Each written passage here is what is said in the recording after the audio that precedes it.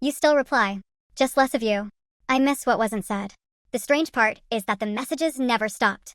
The notifications still appear. The replies still come. Sometimes they're even fast. If someone looked at the conversation from the outside, they would probably think everything is fine. Because technically, it is. You ask something. They answer. You send a photo. They react. You tell a story. They say, haha, that's nice. Nothing dramatic happened. No argument. No goodbye. No final conversation that gave you a clear reason to be sad. That's probably why it took so long to notice. At first, it was just small things. The questions disappeared. Not all at once. Just one by one. You would tell them something funny that happened at work. They would reply. But they wouldn't ask what happened next. You would mention being tired. They would say, take care. But they wouldn't ask why. You would send a random picture from your day. A coffee cup. A sunset. The weird shape of a cloud. They would react with a heart. And somehow that little heart felt heavier than silence. Because it ended there. Nothing continued. No curiosity. No doorway left open. Just a response. A complete stop. You don't realize how much affection exists inside a simple question until the questions disappear. How was your meeting? Did you get home safely? What happened after that? Are you feeling better now? Tiny things. Things people ask when they're still living inside your life instead of just visiting it. One night, I caught myself staring at the typing indicator. 3 little dots. They appeared. Disappeared. Appeared again. For some reason, I felt hopeful. Maybe they were about to ask something. Maybe they were about to tell me something they hadn't told anyone else. Maybe the conversation would feel normal again. The message finally arrived. Sounds good. That was it. I remember looking at the screen for a few seconds longer than necessary. Then locking my phone. Then unlocking it again. As if there might be another message waiting. There wasn't. The thing nobody talks about is that distance doesn't always arrive as silence. Sometimes it arrives as politeness. As consistency. As replies that contain all the right words, but none of the extra ones. And somehow that's harder to explain. Because when someone stops answering, you know where you stand.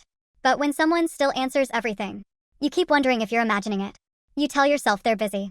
You tell yourself people change. You tell yourself adulthood is just like this. And maybe all of that is true. But deep down, you know the difference between someone making time and someone making space. One evening, I scrolled up through old messages. Not because I wanted to. Just because my thumb kept moving. Months earlier, the conversation looked different. Messier. Longer. Random. There were unfinished jokes. Questions asked at 1 a.m. Photos that didn't need explanations. Conversations that somehow lasted 3 hours without talking about anything important. Back then, it felt like neither of us wanted to leave. Now every conversation felt like it had somewhere else to be. I think that's what hurt the most. Not feeling ignored. Feeling reduced. Like I had slowly become an item on a checklist. Reply. React. Move on. Sometimes I would type something and delete it. Not because it was embarrassing. Because I already knew the answer. Not the words. The feeling. The conversation would end exactly where it started. A reply. No question. No continuation. No invitation to stay. And eventually, I stopped expecting one. That's the part people don't notice. The moment you stop waiting. The moment your hand reaches for your phone and there's no hope attached to it anymore. You still smile when their name appears. But it's a smaller smile. A quieter one. Like your heart has already adjusted to the distance before your mind admits it exists. The messages still come. The replies are still kind. Nothing is technically wrong.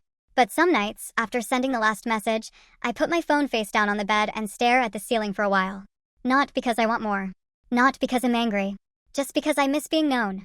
I miss feeling like someone was interested in the parts of my day that weren't worth telling. The pointless details. The boring stories. The things that only matter because they're mine. Maybe that's why this kind of loneliness feels so confusing. You haven't lost the person. You still talk. You still share things. You still exist in each other's lives. Just not in the same way.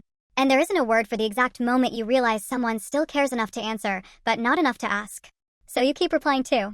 You keep the conversation alive. You keep sending pieces of yourself across the screen. And every now and then, when another short reply arrives, you stare at it for a second longer than you should. Not because of what it says. Because of everything it doesn't.